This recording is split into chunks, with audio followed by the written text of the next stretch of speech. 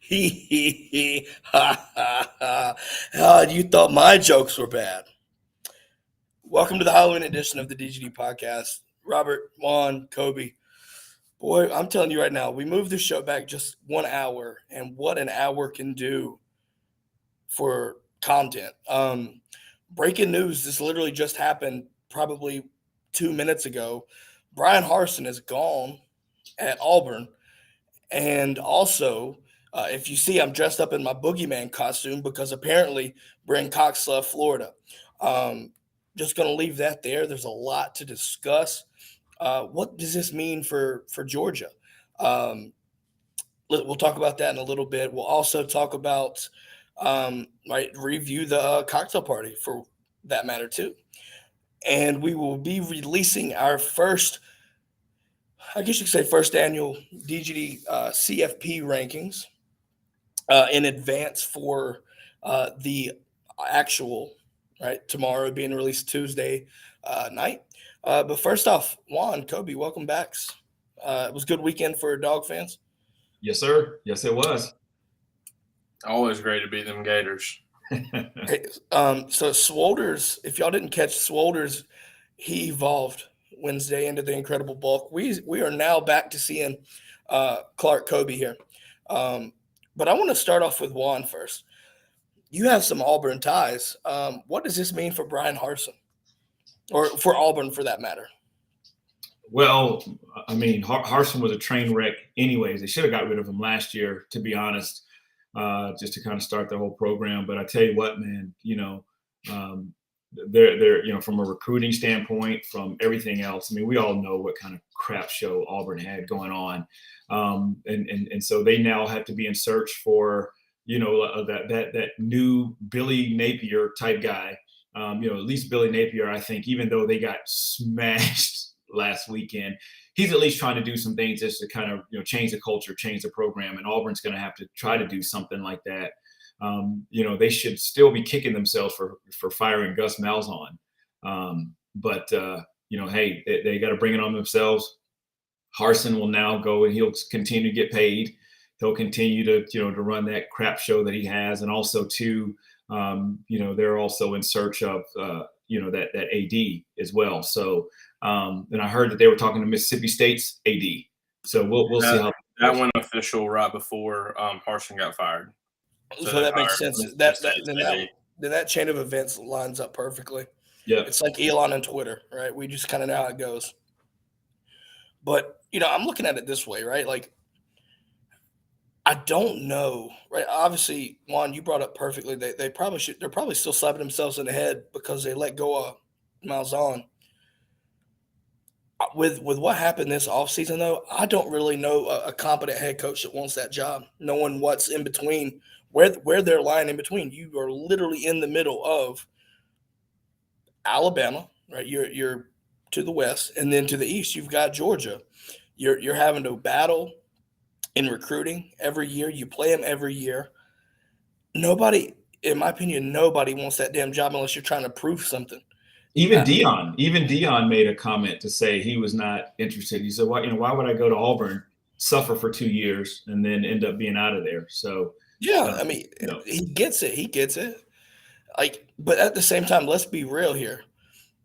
I don't feel bad for Auburn fans because, one, you decide to root for that fucking program anyway. But two, as long as your boosters are there, you're never going to get that guy to get you to the next level. You just won't. I guarantee you, if the boosters just cease to exist, just hypothetically cease to exist, there's a chance that you can get somebody that's with some competency there. And to have some longevity too. Again, we go back to, when they had Tommy Tuberville and they were already trying to get another guy in there. Then Tommy Tuberville goes undefeated with Cadillac and in that group. You got a guy in Chiswick that goes and wins you a national championship, and then a couple of years later he's out of there, only to be replaced, by Malzahn, who takes him to a national championship, and then of course a couple of years after that they get rid of him. So it's almost like you can't win for losing if you're an Auburn coach, which again shows why they're such a crap show right now. Not my fucking team, I'll tell you that. Gubby, what are your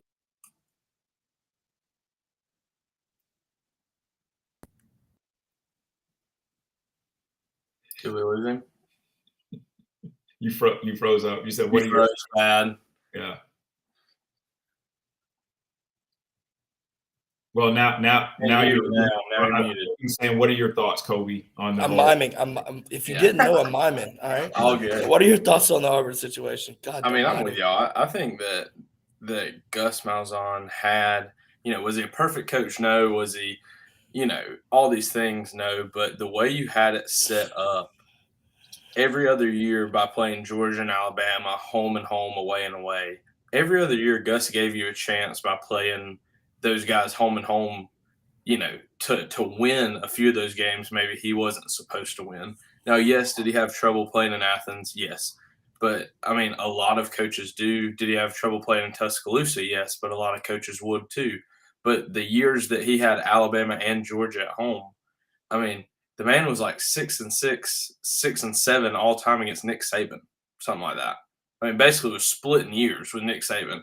There aren't many coaches out there, including our own, that can say that at this point in their career, that you're splitting every other time you play Nick Saban, you're winning the game. Heck, he won with Bo Picks, yeah. at the helm. So that's saying a lot.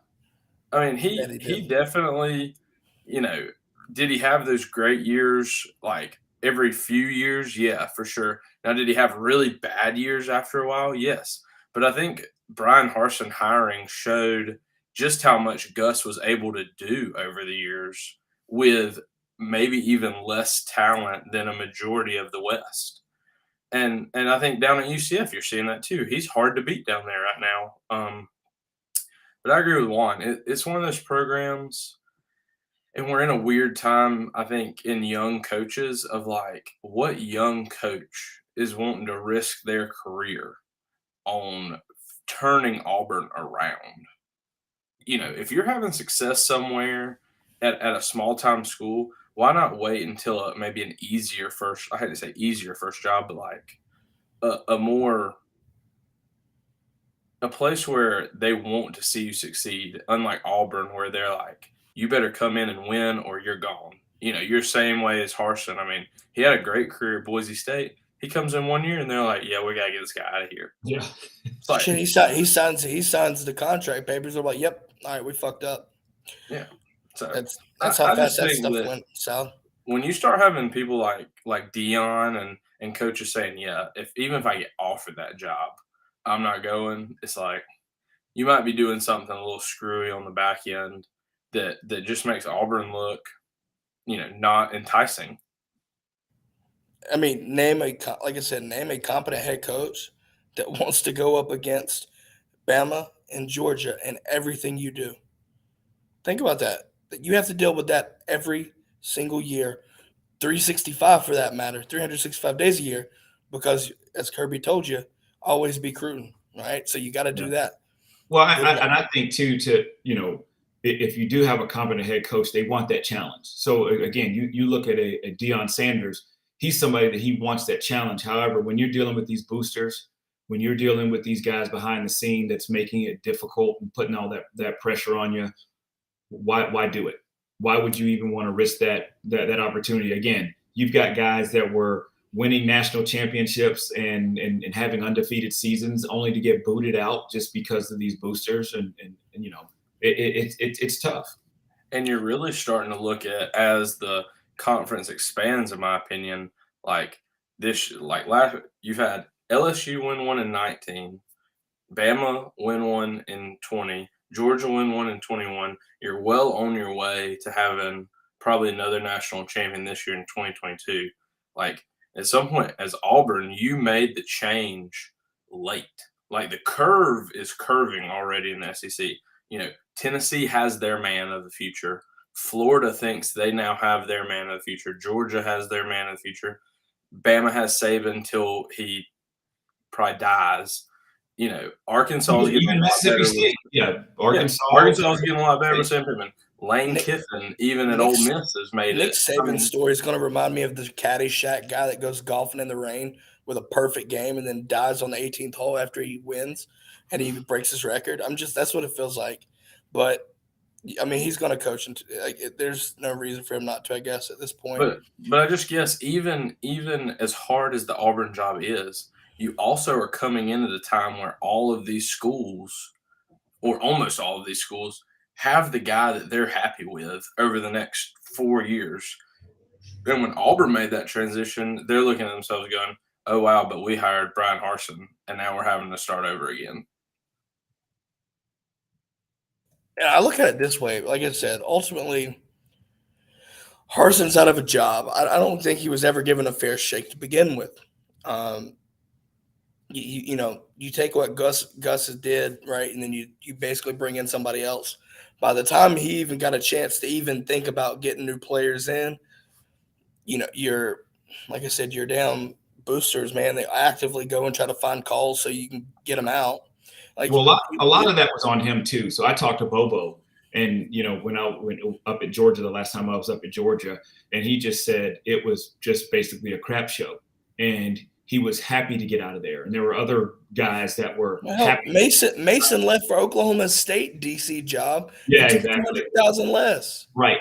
So they were Yeah. happy to get out of there. So it's a culture. So when your culture is bad, when the environment is bad, so it was almost destined to fail anyways. And you got Harsin, that's a guy, he's got that success at Boise State, and he's coming over and he just doesn't understand. And that was one of the things that Bobo said. It was like, you don't understand what it's like to recruit in the Georgias and the Alabamas and in the South. It's completely different than what you get, up in that Boise area, where you have guys that are just happy just to get a scholarship offer.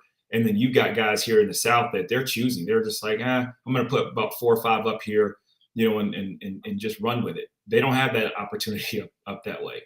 Yeah, and I think a big thing too about that is, like, I think a big indicator on how he's doing is, what is it? They haven't taken an offensive lineman recruit out of high school in like 3 or 4 recruiting cycles.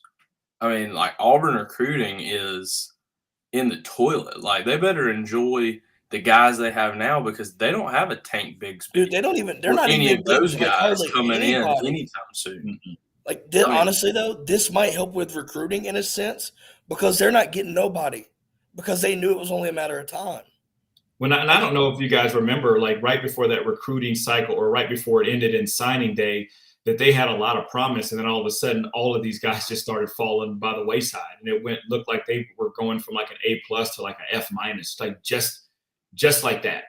And that's a pretty telling thing about what your program is going to be. And so they're trending to the Vanderbilts, and to that side as far as recruiting, because nobody wants to go to Auburn. Nobody wants to go there. These kids are getting smarter too, with social media, with almost that anti-recruiting. There, you go to a kid and you go, "Are you really willing to gamble your 4 years of eligibility on a man that may not be there by the time you step on campus in January?"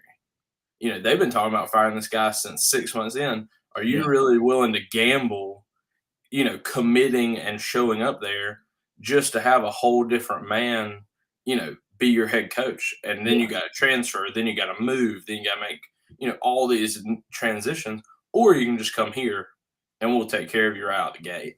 Well, that summer was tough for him. I mean, that with all that speculation, the scandals, and all that thing that was going on, that was really, really telling.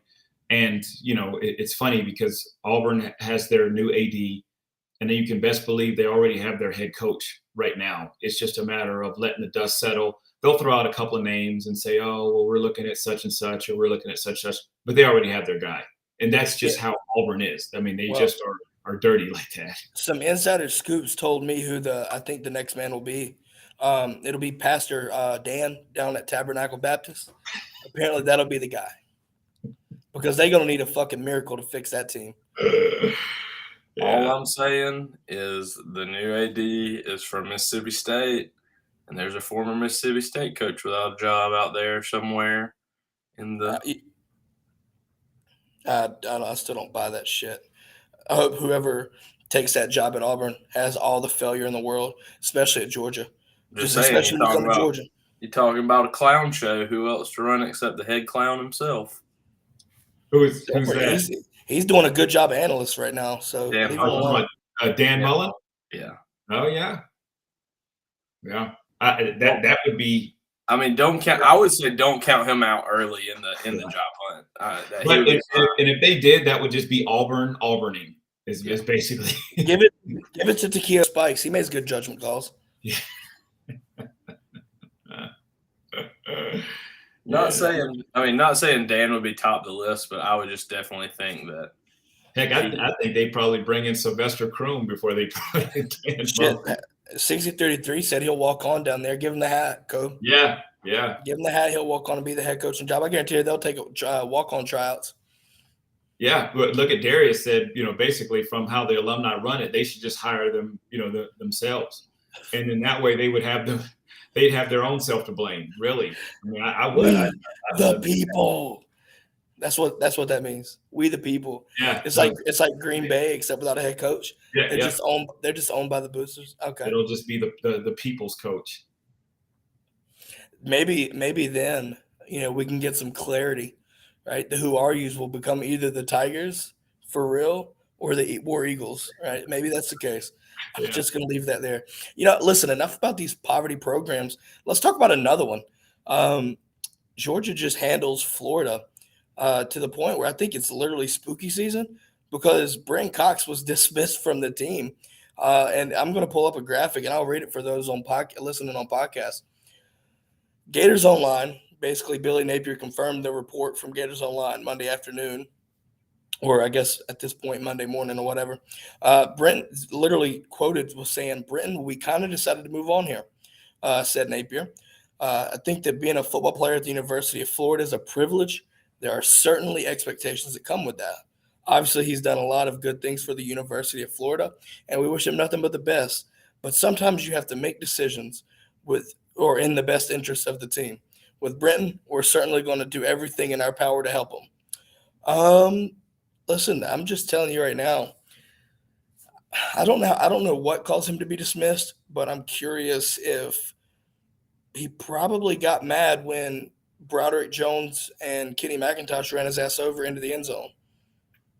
Because I saw a punch. I don't know if y'all did. I don't know if y'all caught that, but when Kenny McIntosh broke off of that when he scored, I don't know if you saw that punch toward Broderick because that shit was like blatantly obvious. Looked about as bad as Michigan State team players, but we're not going to talk about that today. What are y'all's thoughts on Brenton Cox leaving? Do y'all have anything to say about that?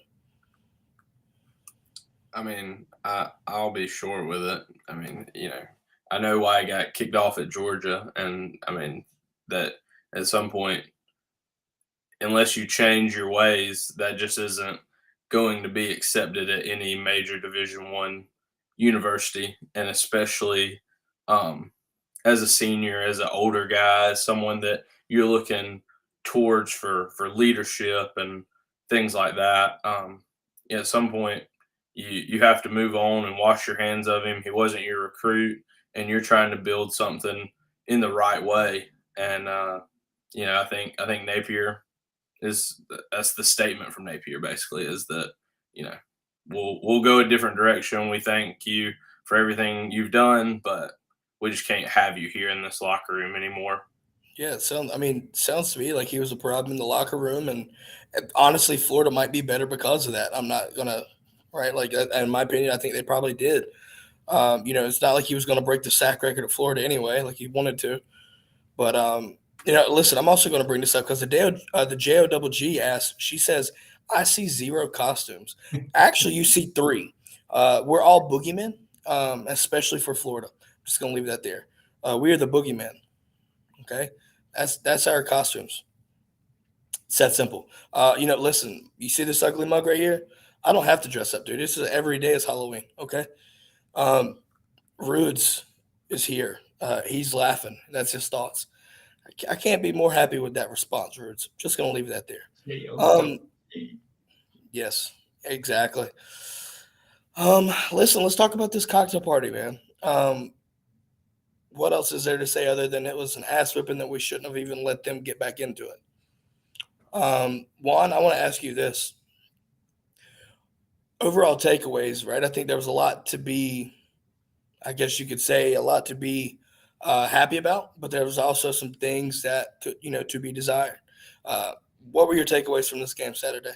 Well, first off, Rudes called it. I mean, Dejan did just Dejan things. I mean, he was an absolute monster. And we ran the football well. You take away the fumble, and we actually did a great job of running the football. And even throwing the football, except for that, Stetson had a couple of, some bad misses. He kind of looked a little bit out of sorts, especially in that first half. But you know what, though, at the end of the day, in that second half, when we needed to put the game away, they were able to do that. So, I just think that's the biggest takeaway. First and foremost, a couple of things we got to clean up. We got an eager freshman back, in the secondary who I picked, to be that breakout player. He bid on that, bid on a play, and then, you had a guy take off. But outside of that, I'm ready. I'm just glad that we got this game behind us. We smashed Florida like we were supposed to, and we're getting ready to take on a Tennessee team. Kobe, what were your takeaways from this?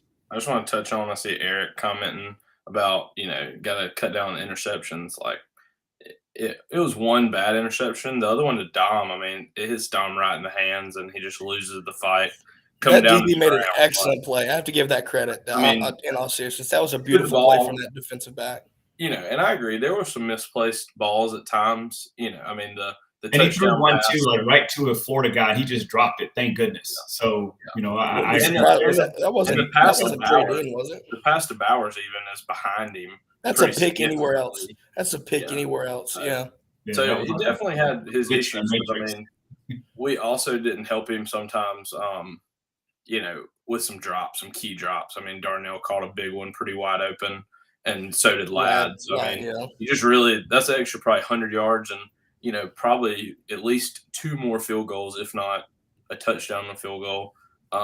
But, going into this week, and we'll talk about it more Wednesday, and like Patrick's saying, we cannot give the ball up 3 times in one game and expect to dominate people. And that's just something – the fumble was unfortunate. I really thought Kenny McIntosh ran extremely mad after that point in the game. I mean, he was running physical downhill, tackle me if you can, drag Brenton Cox into the end zone.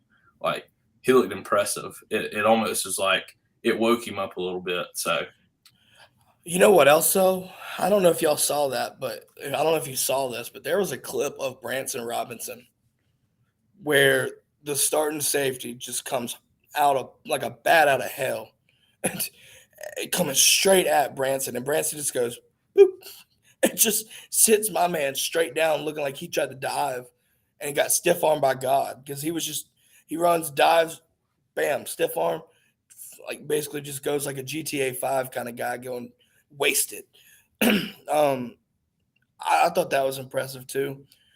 Listen, the thing about it is, though, to get 3 turnovers, right? We gifted them 3 turnovers, if you will, and still beat them by 22 points, over 500 yards of offense, and doing it balanced. It wasn't like a 400-100 type thing. You had 316 yards of passing. You had over 200 yards rushing. That's the kind of performance you need against Tennessee. I think you might want to see a little bit more balance toward the run, but you definitely have to eliminate those turnovers. Stetson Bennett, I've been on the train all season, but you got to stop being careless with the football. I felt like there were times where he could have handed the ball off and just sit there and pulled it with the RPO, threw the ball, and said what he didn't need to. And if I'm not mistaken, Kirby even got onto him a little bit about it. Like, you're going to need to be careful with the football. Make plays, but you can't give the ball up like that. Listen, that, like I said, that play from the DB on that first interception, give him credit, because that was a beautiful pick. That was a catch until right before the damn ball hit, or right before Blaylock hit the ground. That's a catch. Ball couldn't have been in a better spot. Guy just made a play. But you saw the Bowers catch, and as wild as that was, if you really want to break it down, that should have never been thrown. And if it was supposed to be thrown, it was a terrible placement. I'm not going to sit here and just bash them, but you've got to make the right decisions, especially in a game with the magnitude that's coming into Athens this week. You can't afford to kind of make those opinion. Yeah, But he's too old for that. I mean, listen, him and Hendon Hooker are both 25, if I'm not mistaken. He Yeah. threw a This couple might be touchdowns to Juan's, what I heard one time. like Juan was a senior and Stetson was as a freshman. You know what I mean? Yeah. So like, Yeah. I'm not necessarily mad about it, but you've had you're basically 8 games in. I need to see more precision and care, being more careful. It's just, to me, that's what happens. But I'm still not going to be pissed off about the performance. You beat them by 22. I'm not going to be the person sitting here and saying, and bashing our team. That'd be silly of me. And you shouldn't be, because you can ask Juan how it was in the 90s. And if Yeah. you take a 22-point win over the Gators at any point in time. Anytime. Any win. If we would have struggled won every single game, we would have been jumping up and down and super excited. And that's what our fan base has to realize when you see Kirby and all the guys jumping in the crowd and celebrating after the game is like, were there things we did bad? Were there things we could do better? Yes. But like, it's still a big win. It's still the kind of team that from like the 90s to like 2012, you only beat them 4 times. Enjoy. I'm looking at it this way too, though, Kobe. Aren't we fortunate as a fan base to have a head coach that's a Georgia guy and understands the rivalry? You know that's important, because there not a single day goes by that they don't think about the cocktail party. So especially leading into this game at Tennessee, that it wasn't going to get overlooked.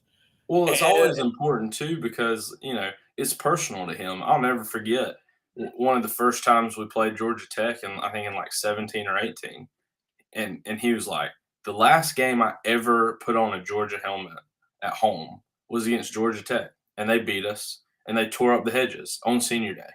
He goes, I'll never forgive them for that, ever. Until the day I die, I will always hate Georgia Tech, no matter who the coach is, no matter what their record is.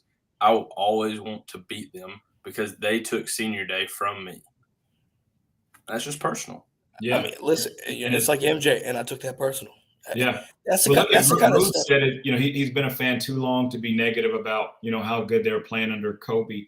And I'll tell you, one of the things that I loved is they showed Monken in the booth after they scored a touchdown, and his excitement, and and you're already smashing this team. You're already beating them to death, and you're still showing excitement. To me, I just love it as a Georgia fan. I get re-energized when I see that type of stuff. So it's awesome. Sorry, I had to give the chef's kiss to Eric Johnson's comment. Georgia Tech is booty juice. Absolutely, chef's kiss on that comment. Motivated Dedicated says Dogs will go 15-0. Listen, you might want to tune back in Wednesday, because this is going to be listen. I mean, 1 and 2. I'm just going to bring this up very, very briefly. 1 versus 2 has never happened in Sanford Stadium history. It's happened Saturday, folks. I'm just going to let you know. It's going to be absolutely bonkers. Just going to leave that there. Juan might even show up in his no spike ass cleats and sit there and make the play. Watch. It's coming. It's coming. Helmeted out. I mean, look, he thought he came from the Chick-fil-A press. Nah, that's the real thing. That's Juan Daniels' helmet. All right, that kickoff. Nah, that's his helmet. He just was generous and donated it. That's what it is. Exactly. But no, sorry, but if you don't know, if you can't hear him, I'm losing my voice a little bit. It's been a wild weekend, if you leave it there. Simple as that. Rube says that we're undefeated in our second year after winning the Natty on the precipice of being a dynasty. Excuse me. Yeah, I mean, there's a good chance. Listen, if things happen like that, there's a good chance that could happen. That could be a true talking point, perhaps. Right, a good debate coming up out of that. And also, I think Pat brings up a good point. It's serious when Kirby already goes on Twitter and says that we need Dog Nation Saturday. That he's calling the dogs literally. And with that being said, I'm telling you right now, Saturday, I can already assure you, Kobe, if I'm not mistaken, you were at this game. 2019 Notre Dame is going to look small. It's going to get dwarfed in comparison to what's going to happen at 3:30 Saturday. I just think that like you're saying, 1 versus 2, and I think we all, and not to spoil our rankings here that we're going to do in a minute, but I think we all have a pretty good idea that there's a good chance that when the CFP rankings come out tomorrow night, that Tennessee's staring number 2 kind of in the face at this point. So I think before the biggest game ever was back in the 80s with Juan. I think it was like 3 versus 5, Auburn and Georgia, maybe in 1983, something like that. Hold on. 1980. Listen, he was already alumni at that point, right? Am I wrong? Yeah. Juan was a GA at the time. Oh, that's what it was. Okay.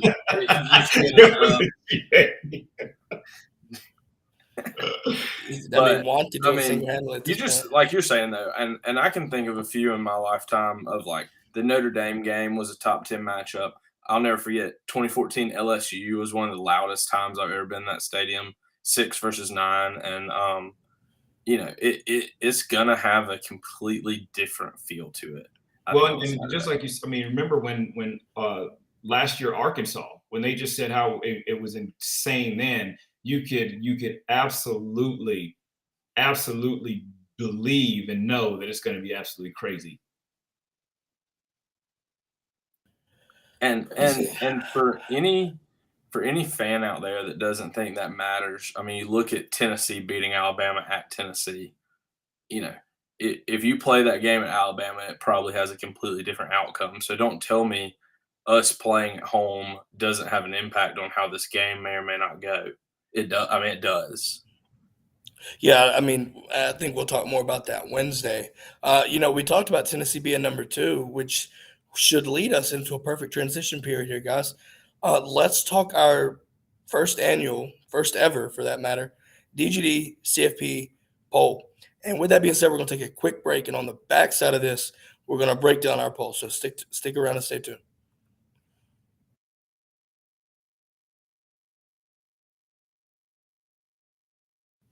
All right, folks. It is time for the CFP rankings, according to all 3 of us here. This is not our prediction, but if we were the rank committee or whatever, this is how we would set up the top 25. If we were getting paid to do this is what it'd look like. Absolutely. That's the key there. That's the key. Before we get started, I do want to go back to a good comment here. Eric also says he'd like to see Carson Beck get some playing time during garbage times when we're up a couple scores. Yeah, to your point, Eric, like so far when we have the ability to do that, I am on board with that. I do think, when we're able to get into that situation, we've talked about this before. I'm super excited to see Carson Beck operate the offense effectively and actually not sit there, just hand the ball off as in recent memory. So, I do believe that, that's something to keep note of, especially moving forward with maybe some games toward the back half of the season, especially after Tennessee. So we'll get into this comment here. James C. says he believes Tennessee could jump us in the rankings tomorrow. And with that being said, this brings us to our rankings. We'll kind of keep a graphic up here and there just to kind of, for viewers, but we'll walk you through the graphic for those listening on podcast. We'll start with the top 4. It's going to go this order right here. Give me Georgia at 1, Tennessee at 2, Ohio State 3, Michigan at 4. I think you have to look at Tennessee's resume so far has been excellent. And the way they've handled their resume, in my opinion, is enough to jump Ohio State. Obviously, if the AP rankings have them at tied for second, I think we can all agree here, Juan, Kobe, that the resume will put them in the second spot. I don't see them going over number 1. I just think, especially Georgia, what we just did, I think there's no reason for us to not be first. Any comment there with those top 4 folks? I really just think that Tennessee is the hot hand. It's they're the golden child right now in college football. Everybody in the media, everybody on ESPN, and all the broadcasters are just really enjoying talking about them. But at the end of the day, if we're talking about, and you hate to say like your logo holds some weight, you are the reigning, defending, undefeated national champions. You are one, in my opinion, until you're not. It's just kind of how it is sometimes. If you were Alabama and they were 8-0 and they were undefeated and reigning national champions, you're one until you're not. And at some point, I could see the football playoff committee saying they're one, they're two, and after this weekend, we will actually see who's one and who's two. Yeah, I mean, I'm with you on there. Juan, what do you have to say about the top four? I agree with the top four. But going back to James's comment, if we're honest, Tennessee's actually beat more ranked teams than Georgia has. So that's something that they would probably put into, kind of factor in on who's done the most versus ranked teams. You beat the big bad Alabama, at home. But again, I'm with Kobe. You're the champion until you're not. And if anything, people will probably knock us for that Missouri game. But what they don't truly understand is when our backs were against the wall, we went down and scored, and then we do what champions do. And that's the biggest thing right there. No matter what happens, and everybody's going to give us their best shot. Missouri gave us everything that they had. But at the end of the day, you know what? You're either elite or you're not, and we showed that we're elite. So until we are knocked off, there should be no reason why we shouldn't be number one. And people forget that Tennessee played Pitt at Pitt in a 7-point game. I mean, Pitt's like 4-4 in the ACC right now. They're just as bad as Missouri is. Yep. And it took Tennessee the whole game to beat them. It took them to overtime. It took them to overtime, didn't it? Yeah. So it's like, not saying that, not taking away. I mean, their Alabama win's a big win. Our Oregon win's a big win. But don't act like you didn't have a struggle win against a lesser opponent, no different than we did. It is hard to win away, period. Everybody knows that the best quality win in the country so far to this date, and I don't see it being changed unless we lose for some reason. Oregon's win Oregon's win that we took on them, right, 49-3. That's the best quality win to this point by far. Not even close. Not even close. Yeah, and well, the only other only difficult part we the fact that we did beat Oregon. But you look at the Pac-10, the Pac-10 is awful. I mean, they are just Juan's showing his age, calling it the Pac-10. Or Pac-12, sorry. They're so bad. They're so bad. Juan dropped a couple schools. Yeah, I did. Yeah, well, Stanford shouldn't be in there. It's as bad as they've been getting beat. But so that's the only thing that really that truly hurts with that win, because Oregon's going out there beating the brakes off of these Pac-12 schools. But again, the game's going to be played on the field. I truly believe, obviously, this is going to be a Wednesday conversation, that we just come out there and show who we are. So I can't wait. So moving on 5 through 11, you've got Clemson at 5, Alabama at 6, TCU at 7, Oregon in the 8th spot, Ole Miss at the 9th spot, the USC Trojans at the 10th spot, and UCLA at 11. I think there were some good questions here between who should get that 7th spot, TCU and Oregon. And ultimately, we decided to go TCU. Kobe, what is your justification for putting TCU in the 7th spot? Yeah, I think a big thing that we kind of discussed last night is, Oregon's really been the hot hand. Bo Nix, as much as we like to give him hell, has really looked phenomenal since the Georgia game, and TCU has won some games, but just not in quite a convincing fashion as Oregon has. But I think we just ended up giving them the nod, undefeated, and they still have a big meat part of their schedule left the next 2 or 3 weeks that really could show that are they contenders or are they pretenders? October's for pretenders and November's for contenders kind of thing. It's, on Halloween of this week. Rudes. What's your justification for having sleeves on? It's cold in Athens, Rudes. It was cold that night, Willie. It was. But no, so, I'm looking at it this way. Both teams have a good chance to to beat conference champions, right? You look at Clemson at the 5 spot. Unfortunately, I don't see them getting beat unless they beat themselves. Alabama, the verdict's still out there. Obviously, you look at 1 through 4. These teams are about to play themselves, right? Tennessee and Georgia are playing this week. End of the year, you've got Michigan and Ohio State. So there's a good chance you see one of these teams slide up in and fall into that playoff spot. But we'll see what happens as the year progresses through. I think that if you look at Clemson, obviously they're going to stay there at that 5 spot. They'll go up because again they're in the ACC. But if you look at down the line at that 5 through 11, I don't see Clemson beating any of those guys. I really don't. If you match up a TCU, Alabama, they don't beat Oregon, they won't beat Ole Miss, they won't beat USC or UCLA. Here's a Clemson team that struggled against Syracuse, and then Syracuse just got beat by a really bad Notre Dame team. That really bad Notre Dame team got beat by a really, really bad Stanford team. So I know I just kind of went down the road there, but I'm just saying that because they're in the ACC, because of the rest of their schedule, they're going to be sitting there pretty high. And I think that, when we get to a college football playoff, they're going to get blown out. Well, it's the classic Clemson problem, which, you hate to pick on the ACC, but it's just like they survived their scare against Wake.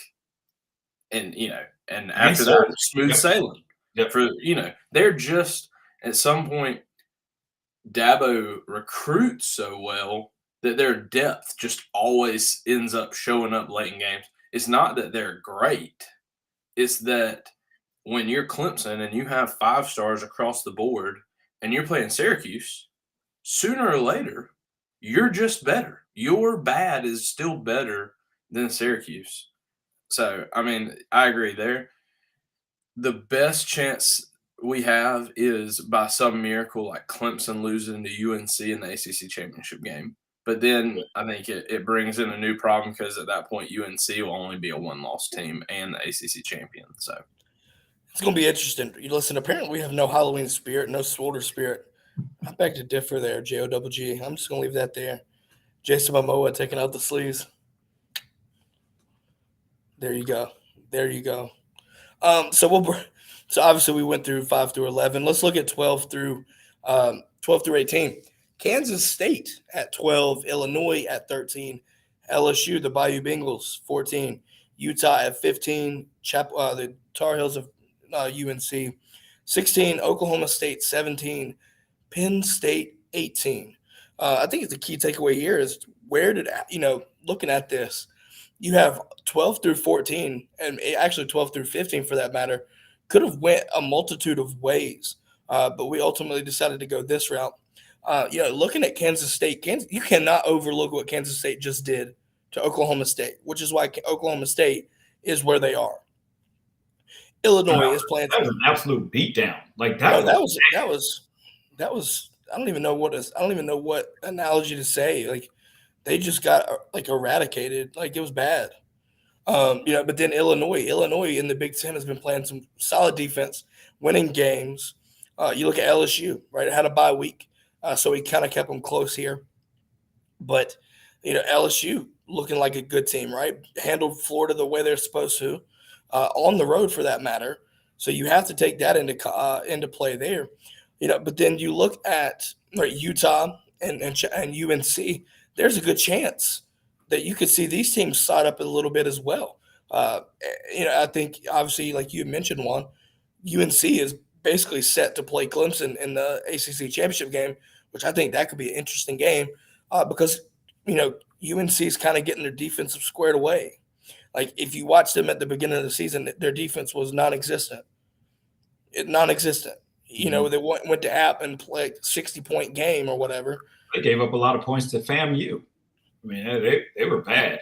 And I think that's still the reason we have them quite so high or low or however you want to do it in the rankings is still at this point, they were even up to this week, they were losing by 10 or 14 going in the fourth quarter, and they scored like 28 unanswered in the fourth quarter to win.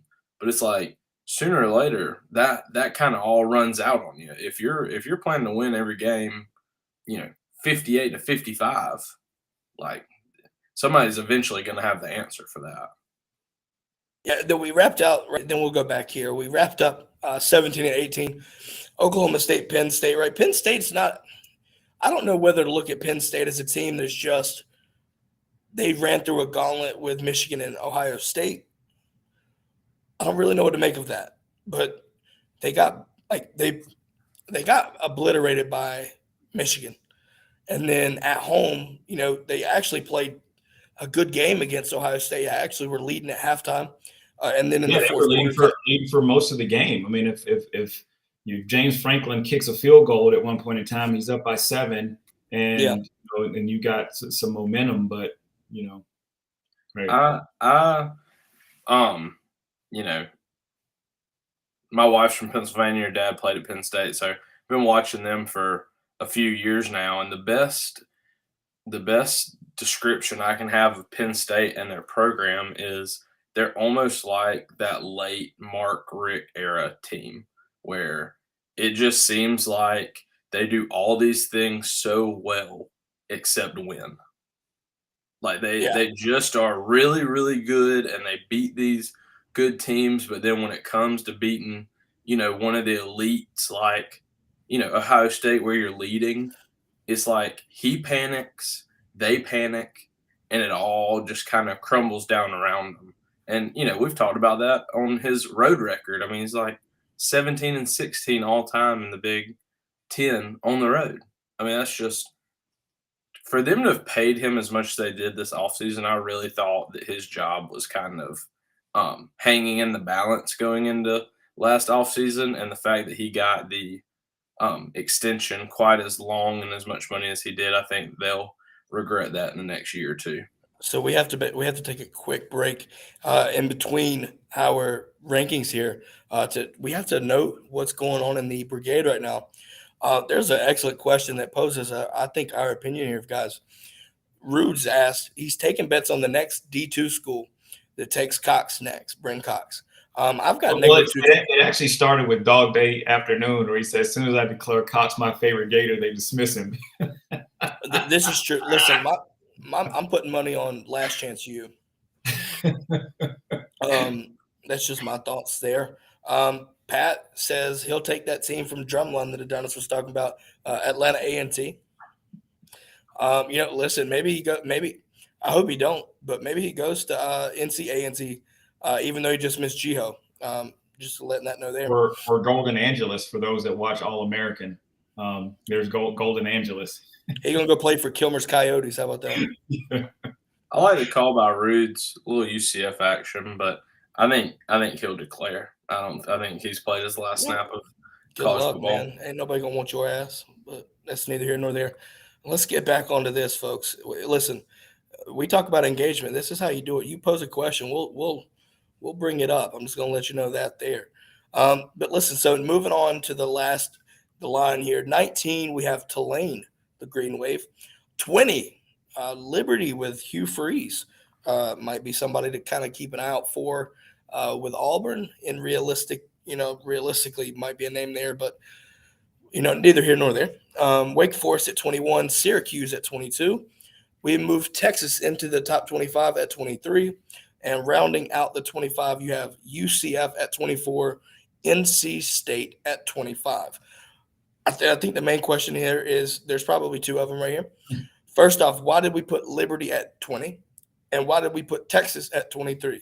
So let's go ahead and jump into that right there, but we'll start with Liberty. Liberty's played an excellent schedule and winning big games.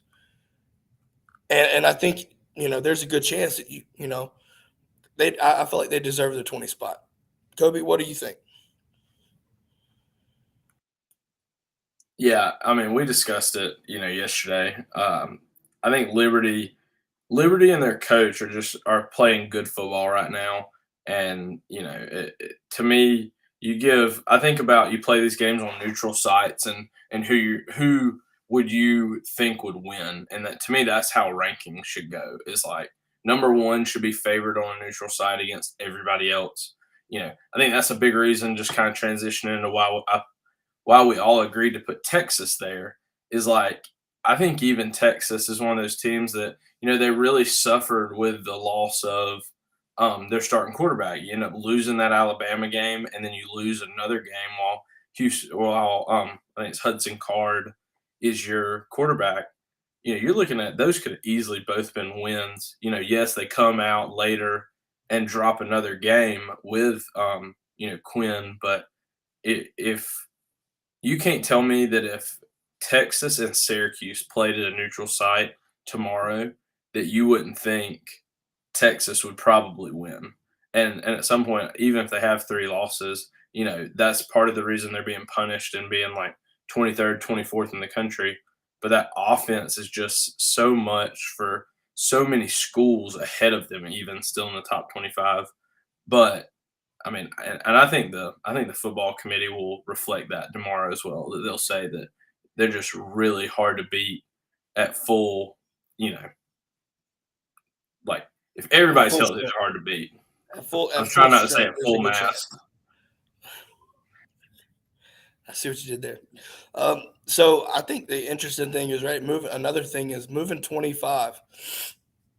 NC State, right? Listen, I think defensively they're playing good football, but when you lose your starting quarterback, it's just one of those things where, I just don't feel confident in it, right? Like, Well, actually, MJ Morris, who was the freshman, he actually brought him back. And they ended up scoring 21 points at the end of the game. And I know of MJ.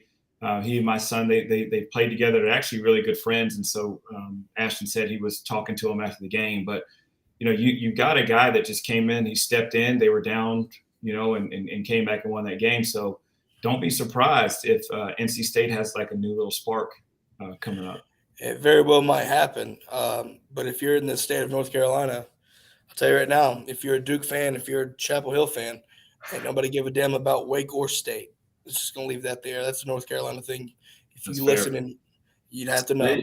State has a lot to prove too. Like, we talked about last night. They play Wake this week, and then they have 2 weeks of favorable schedule. They play Boston College at home and then at Louisville before having to play UNC. So, I mean, they beat Wake, and, they could easily win those next 2 games. They could be, on a 4-win streak rolling into Chapel Hill at the end of the year. I mean, obviously this top 25 could look a lot different, right? If, the way you win, right? People look at that and might take too much out of it, right? Might make something that's not there. Because, like, let's be honest, you should not have even been close to Virginia Tech. And, like Juan said, you had to come back and win that game. But at the same time, you find ways to win. Good teams find ways to win. So, obviously you have a matchup with Wake Forest here. And I think that'll be telling for both programs, for that matter. So, like I said, expect this to change because there's a lot of moving pieces that are about to solve themselves. But, yeah, that is and we'll pull it back up for folks watching. This is the DGD CFP poll, the inaugural, if you will. Overall, like I said, there's a lot of games left to be played. You'll hear about them Wednesday, I'll tell you that. But let's wrap this thing up. I think this is a good time to wrap things up. If you're a Georgia fan, you are sitting pretty right now. We're not even talking about Tennessee right yet. Not even talking about it. You watch 2 of your rival teams going through some agony and suffering right now. Auburn just fires Brian Hartson. Good old Brenton Cox is an afterthought now. Probably going to Last Chance U. Who knows? Maybe even, like I said, he might be a Coyote next year. Who knows? Let us know where you think he'll go, by the way, in the comments. Let us know. Or on Twitter. Just make sure you mention us, okay? Just let us know. I think it'll be fun to hear these comments, Juan and Kobe. I think this will be interesting. Yeah. I want to see where y'all think he goes. Who do you think will be the next Auburn head coach? If you had one guess, we're going to wrap it up on this. If you had one guess who's going to be the next Auburn head coach, Juan, who do you think it'll be? I'm going to steal Kobe's, and I'm going to go with Hugh Freeze. Kobe, is that your answer too? Hugh Freeze or Dan Mullen? What do you think? I think both of them are good for Georgia fans. I think they like what's his name, Kevin Steele, on the other DC a couple years ago that they wish that they would have hired over. Kevin, Do what?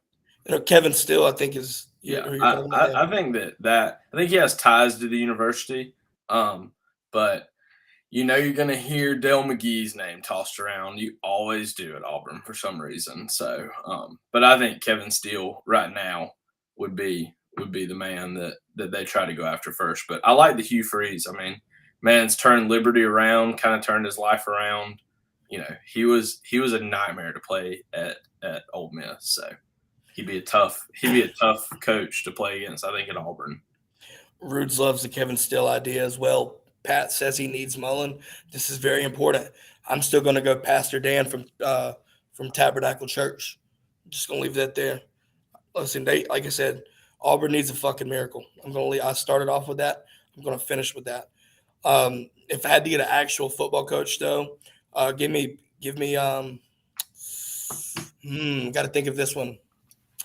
Let me think. I'm going group of 5. Give me Chadwell. I think as crazy as it sounds, Chadwell would be interesting there. But even though I don't know if it'll happen or not. No way they're going to gamble as much money and turn around on an unproven group of 5 coach again. Otherwise, they're just going to keep the cycle going. He'll be gone in 3 years. Tell me a Power 5 school that's actually going to go to – tell me a Power 5 coach that's going to go there. Oh, I agree. I'm just saying you might have to go get somebody that's not currently coaching. Might have to go digging. Well, don't say that. You might dig up some ghosts that you might not want. Anyways, with that being said, listen, it's a damn good day to be a dog. All right, as simple as that. With that being said, make sure to tune in Wednesday. But first, make sure to go over to our website, dgdpodcast.com. Sign up with BetUS. Start making money today, folks. 125% bonus. Use code DGD125 at checkout, right, when you start to make a deposit, and you'll get 125% sign-up bonus. All sports, not even just college football, all sports. So NFL, NBA right now, right? Like all these World Series. Shit, we forgot about World Series. All these going on right now. Listen, there's an easy way to make money. Check out BetUS. Sign up today. Start making some money there. Fuck, Rude's got Willie Taggart. Willie Taggart. Oh, man. He's about to be out for FAU.